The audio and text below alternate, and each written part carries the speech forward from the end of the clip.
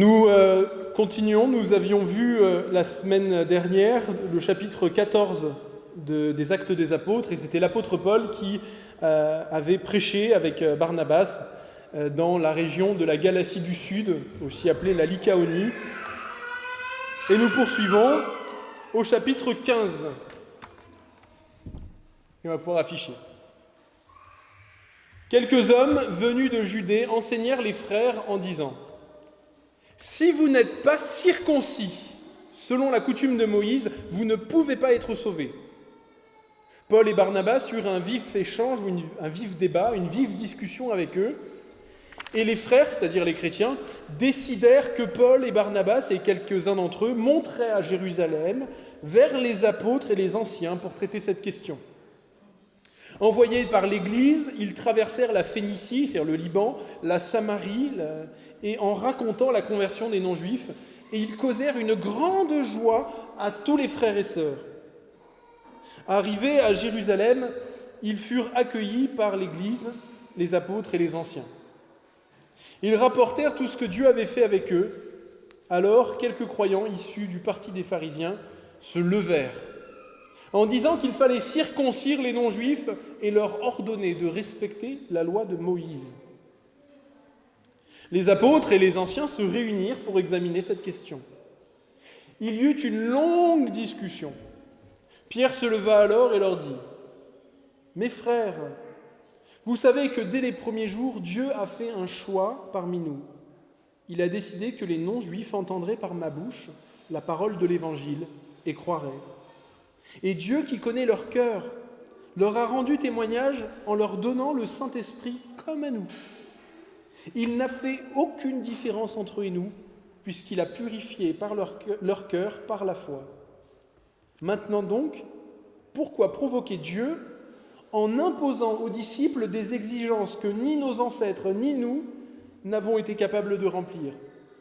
Nous croyons au contraire que c'est par la grâce du Seigneur Jésus que nous sommes sauvés, tout comme eux. » Toute l'assemblée garda le silence, et l'on écouta Barnabas et Paul raconter tous les signes miraculeux et les prodiges que Dieu avait accomplis par leur intermédiaire au milieu des non-juifs.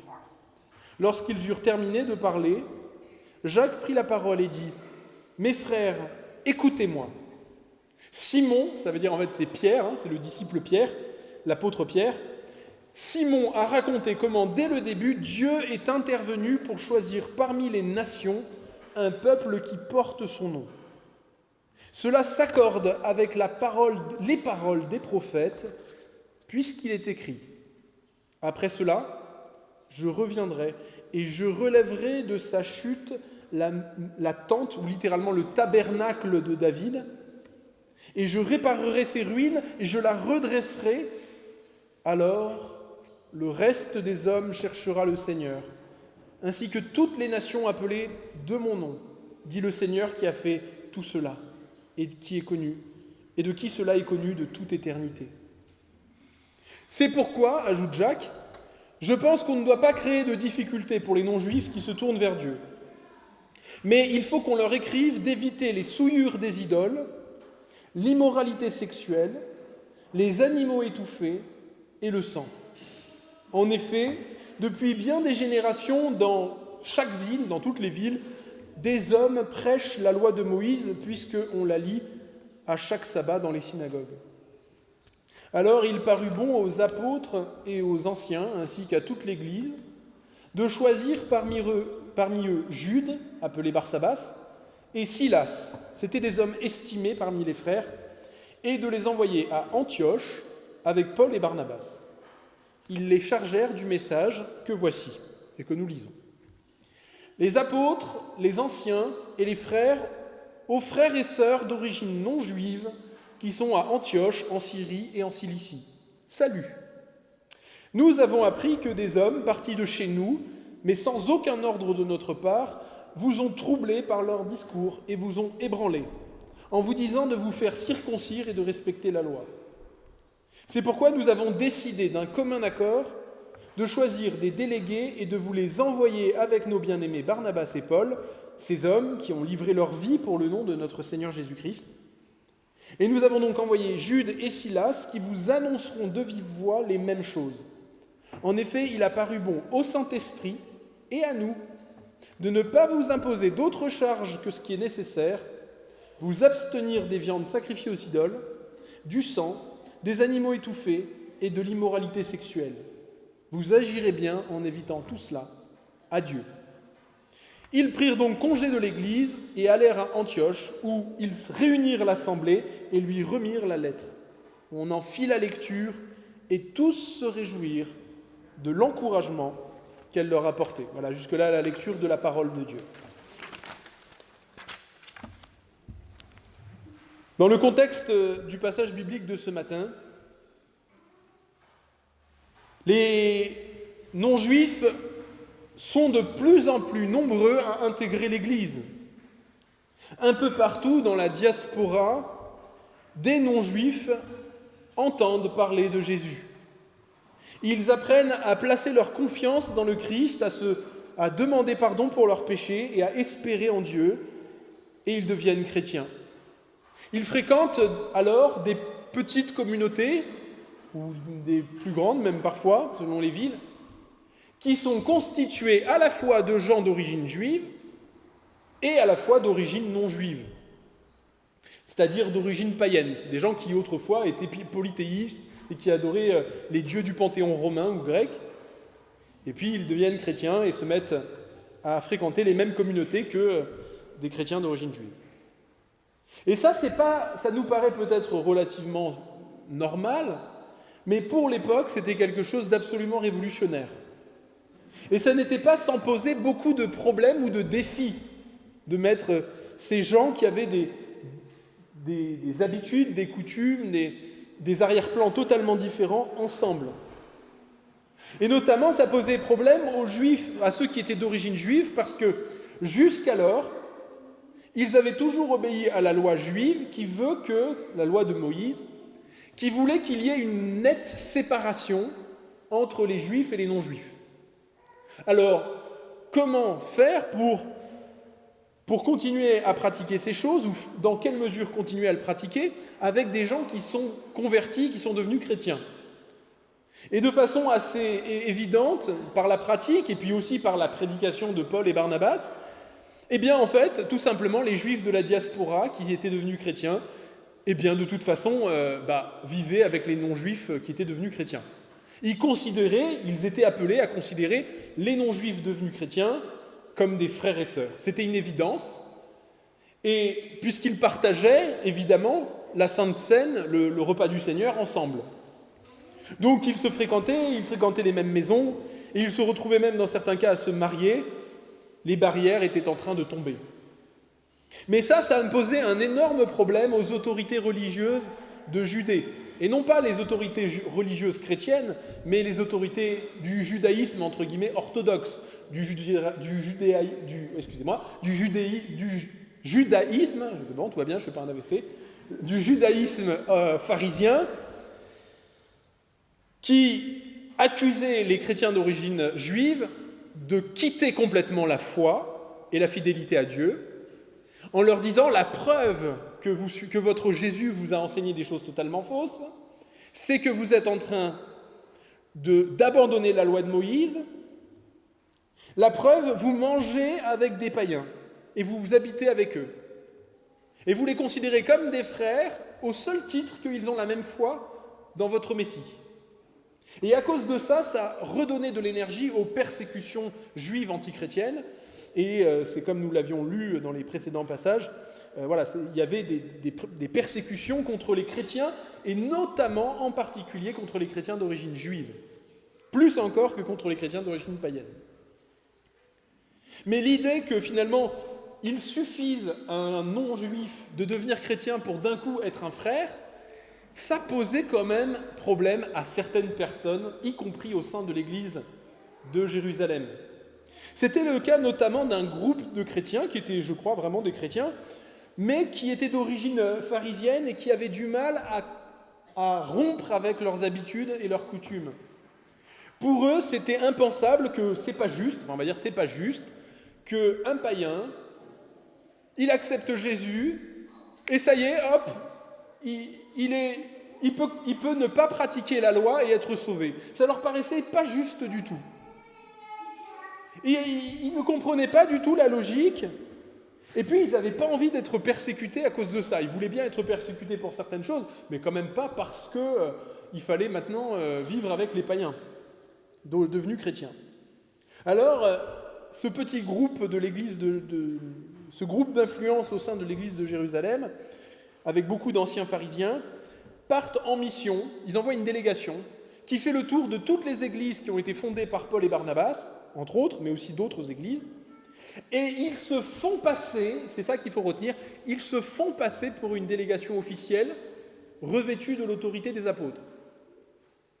Et à cette époque, l'église de Jérusalem, alors je ne vais pas dire c'est la Mecque ou c'est Rome, mais c'est une église qui a beaucoup d'autorité. Parce que c'est à Jérusalem que se trouvent les gens, les chrétiens, qui ont connu et qui ont entendu Jésus de leur vivant. Et donc des chrétiens qui viennent de Jérusalem et qui font le tour, qui entrent dans notre église en disant « écoutez, nous les amis, je ne sais pas ce que Paul et Barnabas vous ont raconté, mais nous on sait quand même, on connaît Pierre, on connaît Jacques, on connaît Jésus. C'est des gens qui du coup ont beaucoup d'autorité. » Et se faisant passer ainsi pour des gens qui savent tout et qui viennent de façon officielle, ils enseignent les chrétiens d'arrière-plan païennes, les chrétiens d'arrière-plan non juifs, que s'ils veulent être sauvés, il faut d'abord impérativement devenir juif. Il faut qu'ils se fassent circoncire, et pas seulement circoncire, parce que la circoncision n'est que l'entrée, que le signe d'entrée dans le judaïsme, et le début d'une vie qui est faite dans laquelle on va toute sa vie suivre toutes les règles, notamment alimentaires et de pureté rituelle du judaïsme. Il n'y aura pas de salut pour les non-juifs, disent ces hommes, tant qu'ils ne seront pas devenus juifs d'abord, et ensuite, ils pourront bénéficier du salut en Jésus. La réception qui leur est faite, c'est la stupéfaction. Les chrétiens, ces nouveaux convertis d'origine païenne, ne savent plus à qui se fier. Doivent-ils écouter Paul et Barnabas, qu'ils ont vus accomplir beaucoup de miracles? C'est eux qui ont prêché l'évangile, c'est grâce à eux qu'ils se sont convertis, et Paul et Barnabas leur demandent de ne pas faire confiance à ces hommes qui leur arrivent et qui leur demandent de se faire circoncire? Ou est-ce qu'ils doivent faire confiance à ces hommes qui arrivent et qui disent qu'ils viennent de la part de l'église de Jérusalem? Ils sont perdus. L'église est dans le trouble, personne ne sait plus à qui se vouer et quelle voix écouter. Et c'est dans ce contexte précis, si vous lisez votre Bible de temps en temps, vous trouverez notamment dans la lettre aux Galates beaucoup de ces questionnements-là, beaucoup de réponses à ces questions. La lettre aux Galates a été écrite avant le concile de Jérusalem. Elle a été écrite dans ce contexte immédiat où l'apôtre Paul est en mission quelque part et il apprend qu'il y a une délégation qui est venue et il écrit à ces églises pour leur dire « Ne vous faites pas circoncire, ce qu'on vous raconte est faux et contre la volonté de Dieu. » L'apôtre Paul écrit aux églises du sud de la Galatie, les églises de Lystre, d'Herbe, Antioche de Pisidie, et il les met vraiment, vraiment en garde contre le danger spirituel que représente cet enseignement de ces soi-disant envoyés. Il écrit dans la lettre aux Galates au chapitre 1, c'est dans l'introduction, « Il y a des gens qui vous troublent, qui voudraient renverser l'évangile du Christ, mais faites attention, quand bien même nous-mêmes ou un ange du ciel viendrait pour vous annoncer un autre évangile que celui que nous vous avons prêché, que cet homme-là ou que cet ange-là soit maudit. » Et puis, il pointe du doigt, en fait, il comprend très bien, en tant que juif, anciennement pharisien, dans le contexte qu'il comprend bien, il comprend que c'est vraiment pour des raisons humaines, des raisons mondaines et charnelles, que ces hommes sont venus pour demander aux non-juifs de se soumettre à la loi de Moïse. Il leur écrit, c'est à la conclusion, « Ces gens qui veulent se faire bien voir pour des raisons mondaines, c'est leur seule motivation lorsqu'ils vous demandent de vous faire circoncire. Ils veulent éviter d'être persécutés à cause de la croix de Christ.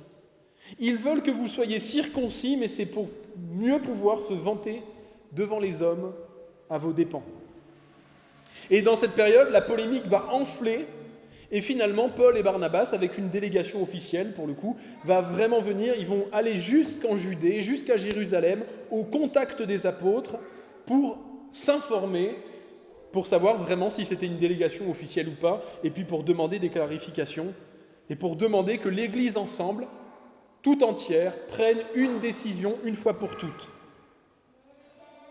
Et c'est ce qui va se passer, et c'est à Jérusalem, probablement vers l'année 48, qu'a lieu ce tout premier concile ou synode, cette première réunion, en présence des principaux apôtres.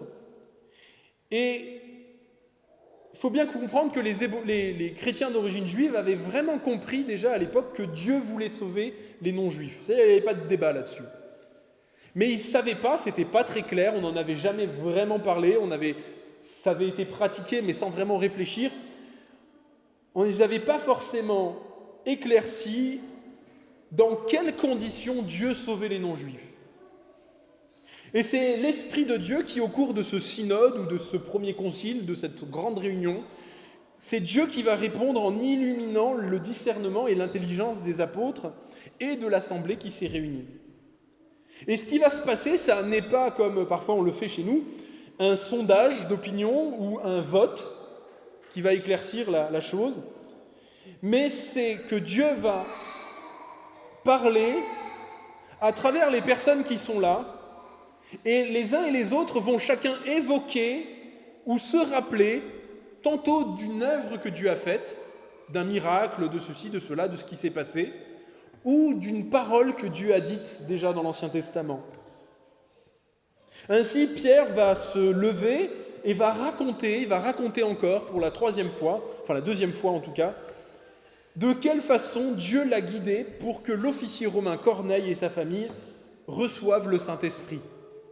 Et nous nous souvenons, on en avait vu ça, c'était au début du mois de juillet, Corneille et sa famille avaient reçu le Saint-Esprit à la suite de la prédication, et le Saint-Esprit, c'est la présence de Dieu qui vient habiter dans le cœur de quelqu'un, donc c'est quelque chose d'énorme, C'est la preuve que quelqu'un est sauvé.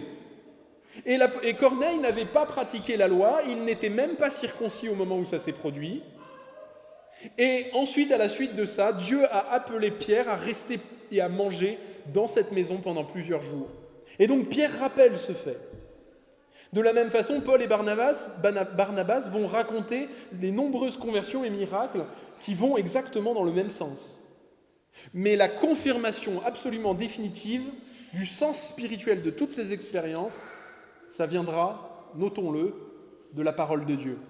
C'est la Bible qui va confirmer, c'est le témoignage des Écritures saintes qui va confirmer toute la validité de ces expériences. Et c'est Jacques, qui était perçu à l'époque pour le responsable, le principal leader de l'église de Jérusalem, qui était le frère de Jésus quand même, le frère ou le cousin, ça dépend comment on veut le voir, qui va citer des prophéties, notamment une prophétie en Amos, prophétie assez étonnante qui dit qu'un jour, Dieu va relever la tente de David. Alors non pas la tente, le tabernacle de David.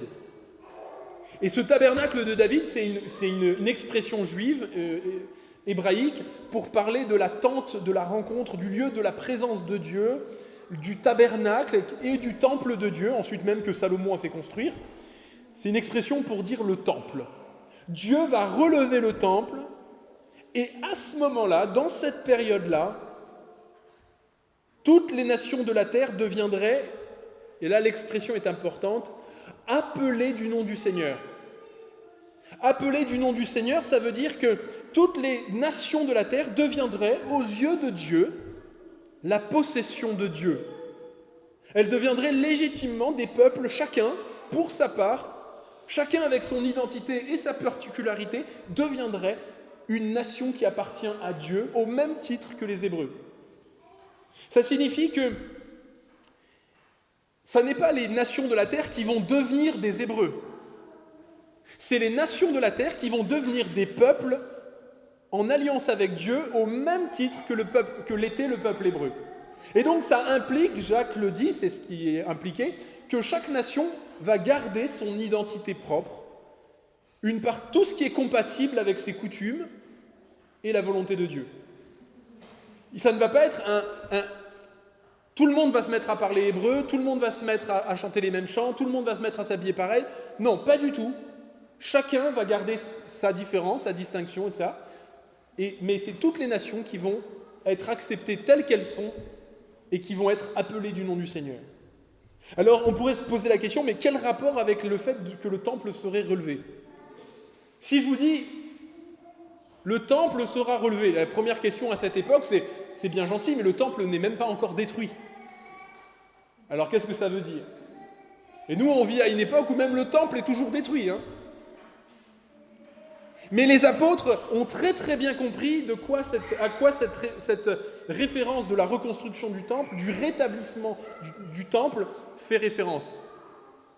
Ils ont compris que le temple, c'est Jésus.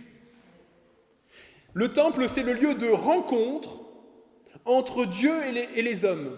Et déjà dans le temple de Jérusalem, dans le temple que Dieu a voulu, il y avait une partie qui était faite pour l'entrée des païens, pour que même les non-juifs puissent venir adorer Dieu.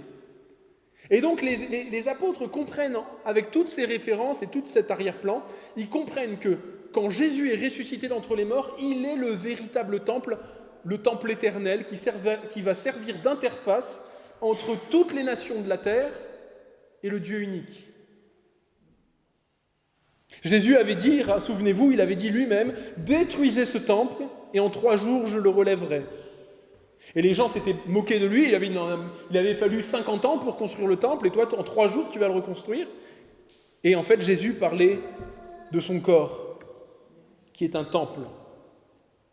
Et donc, éclairé par toutes ces prophéties, l'assemblée ensemble, l'Église, les apôtres à l'unanimité, comprennent et décident de répondre aux faux enseignements des judaïsants, c'est-à-dire des gens qui veulent asservir toute l'Église aux règles de la loi de Moïse. Et ils leur répondent par une lettre. Ils encouragent tous les chrétiens d'origine juive à ne pas se faire circoncire et à rester dans la condition dans laquelle ils sont. Mais, je ne sais pas si vous avez fait attention, il y a quand même des éléments qui sont donnés pour répondre aux problèmes que pose la situation. Parce que l'entrée de beaucoup de gens d'origine païenne dans l'Église n'est quand même pas sans poser de problème. Et ça soulève quand même de nombreux défis. Et il y a 2 défis principaux, et chaque défi, il y a 2 conditions pour aider les églises à y répondre. On a vu, il y avait 4 choses. Et c'est 2 et 2. La première chose auxquelles les communautés chrétiennes doivent veiller, c'est très important, c'est que les nouveaux venus dans l'Église n'importent pas toutes les choses mauvaises et souillées du paganisme. Et il y a 2 choses où il y avait une grande différence dans la conduite habituelle, on va dire, entre les juifs et les non-juifs. C'est que les juifs, ayant bénéficié de la loi de Dieu pendant très longtemps, savaient qu'il ne faut pas adorer Dieu comme on adore des idoles, avec des petites images, des statues, des machins, des trucs, en priant les morts ou en faisant je ne sais pas quoi. Ça, ils ne le faisaient pas. Et la deuxième chose, c'est que les Juifs avaient vraiment conscience à quel point l'immoralité sexuelle, la prostitution, la pédérastie, l'homosexualité, etc., toutes ces choses-là, eh bien, que toutes ces choses-là ne plaisaient pas à Dieu. Ça, les Juifs en avaient conscience. Mais les païens, non. Parce que dans le paganisme, toutes ces pratiques sexuelles un peu dévoyées étaient totalement acceptées. Et donc, laisser entrer les païens dans l'Église, c'était risquer aussi de faire rentrer des tas de pratiques où des gens, en fait, ne savaient pas que c'était interdit. Donc, les apôtres disent, veillons, faisons entrer tous les païens dans l'Église, mais ne faisons pas entrer le paganisme dans l'Église. Et ensuite, il demande la deuxième chose très importante, c'est que puisque l'Église va être un lieu où païens et chrétiens d'origine païenne et chrétiens d'origine juive vont se retrouver ensemble et manger ensemble, et vu que l'Église a vocation à toujours accueillir les juifs, il faut que les chrétiens ne mangent pas des choses qui vont choquer trop les autres, exactement. De manière à ce qu'on puisse manger ensemble après un culte, qu'on puisse s'inviter les uns les autres. Et il n'est pas question ici de s'interdire de manger certains animaux, mais de veiller à ne pas... notamment, il y avait une chose qui était très provocante pour un juif, c'était le rapport avec le sang. Et les païens, en effet, buvaient parfois dans certaines régions du sang comme si c'était de l'eau ou du lait, tu sais. C'était un médicament presque. Ah, t'as un coup de mou, tiens, un petit peu de sang de cochon, et puis ça redonne de l'énergie. Bon, pour le boudin, j'ai pas d'avis. Tout le monde pense au boudin. J'ai pas d'avis. Sachez que le boudin ne contient pas que du sang. Il y a de la viande, il y a beaucoup de choses aussi, il y a beaucoup d'épices. Donc c'est plus complexe que ça. Mais en tout cas, ce qui est sûr, c'est que les apôtres ont demandé aux chrétiens de faire attention, aux chrétiens d'origine païenne, de faire attention de ne pas présenter des aliments qui poseraient des problèmes de conscience à des chrétiens d'origine juive qui eux-mêmes font déjà des efforts. C'est l'idée. De manière que tous ensemble, ils puissent vivre ensemble, se mélanger et adorer le même Dieu et que la barrière qui les sépare puisse être enlevée en toute conscience. Mais c'est très important de comprendre que, notamment pour les choses alimentaires, il ne s'agit pas en tant que tel d'une impureté ou d'un péché. Même consommer du sang n'est pas en tant que tel un péché.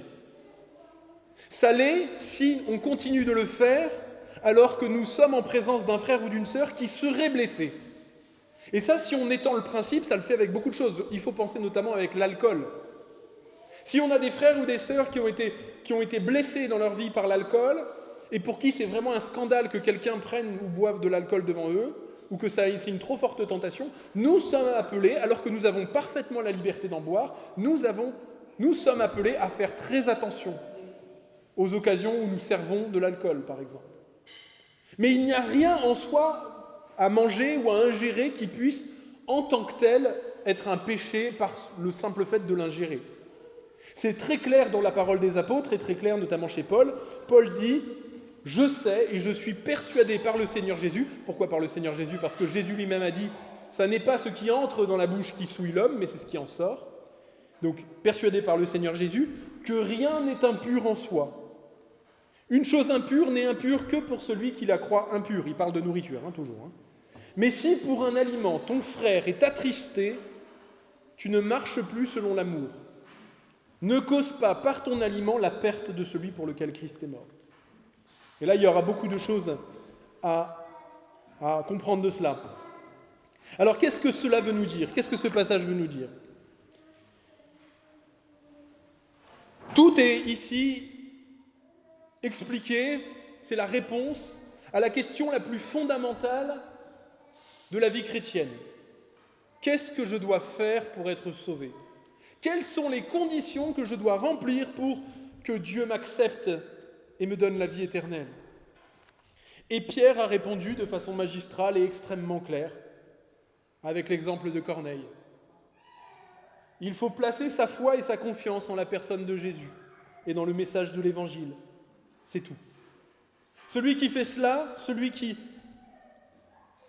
place sa confiance en Jésus, reçoit la grâce de recevoir le Saint-Esprit, il naît spirituellement, il est devenu une créature nouvelle.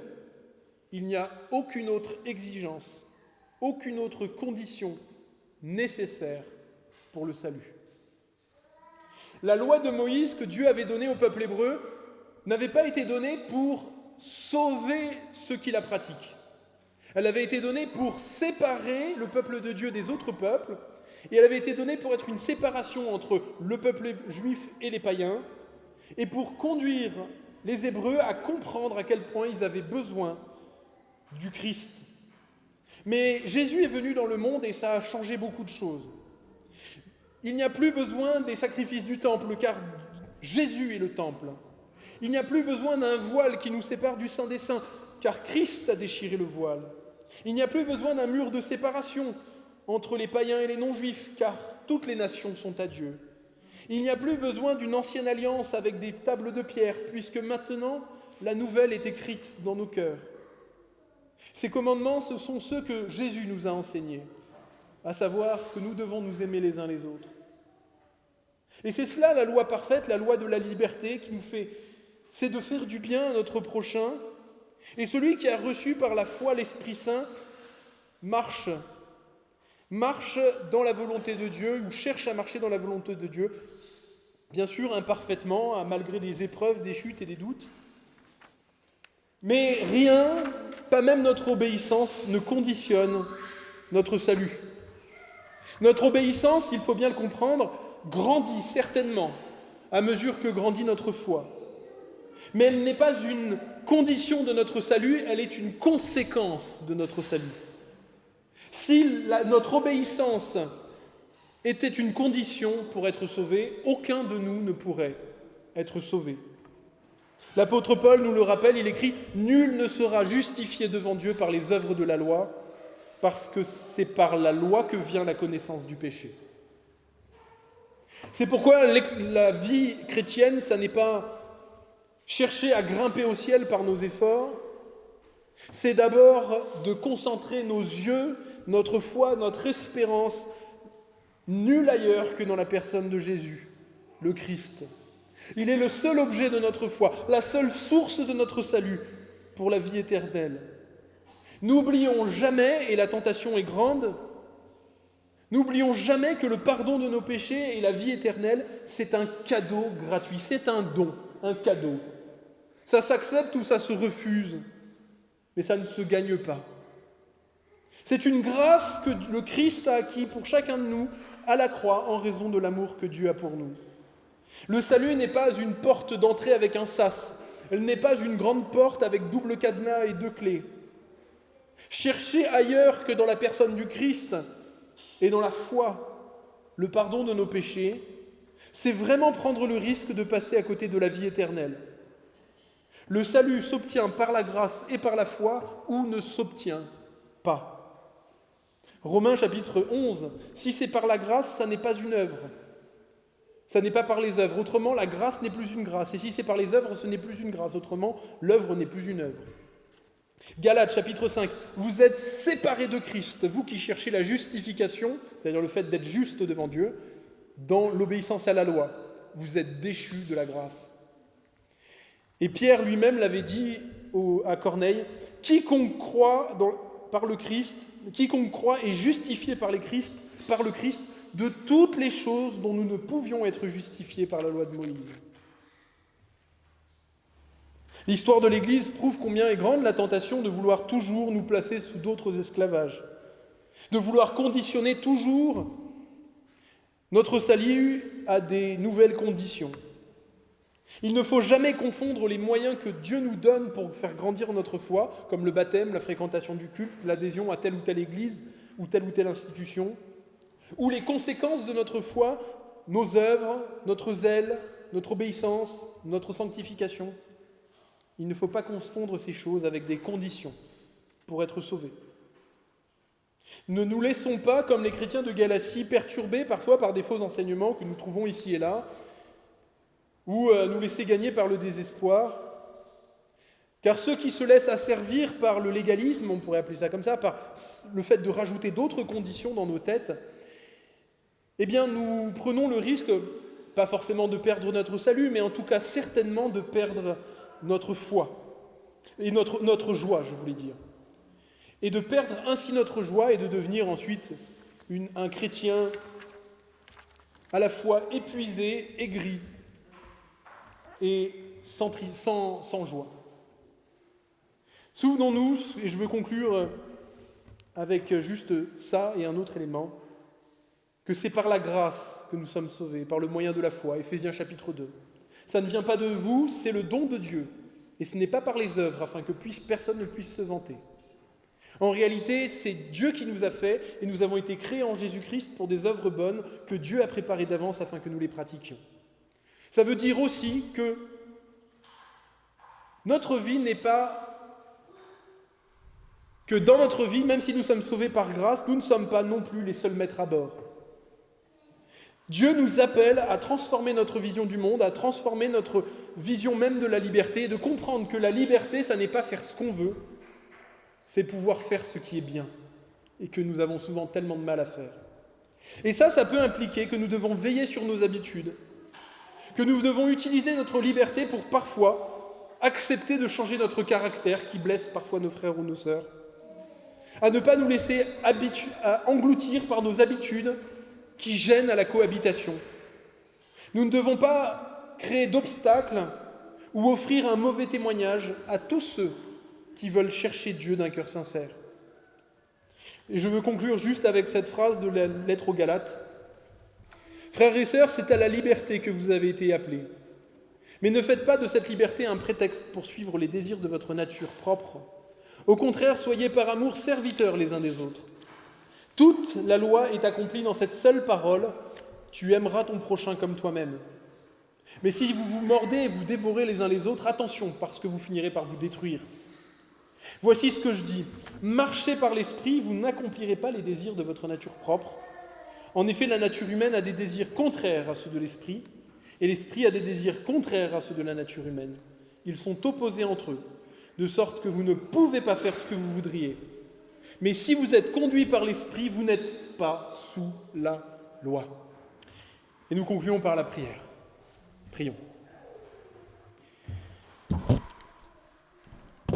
Seigneur, nous te remercions du cadeau extraordinaire et merveilleux que tu nous as fait, par le salut que tu nous as offert une fois pour toutes, en Jésus-Christ. Ce cadeau, nous sommes libres de l'accepter ou libres de le refuser. Mais pour nous, ce matin, nous l'avons accepté. Et nous le prenons comme un don gratuit. Mais nous avons conscience que ton exigence pour nos vies, ta volonté pour nous qui est si bonne, ça n'est pas quelques cases à cocher, c'est de te donner nos vies, d'apprendre à marcher avec toi. Aide-nous, Seigneur, à aimer nos frères et nos sœurs et les gens que tu places sur notre route de la vraie façon à laquelle tu nous appelles. C'est ce que nous te demandons et que je crois que tu as voulu nous dire ce matin. Dans le nom de Jésus. Amen.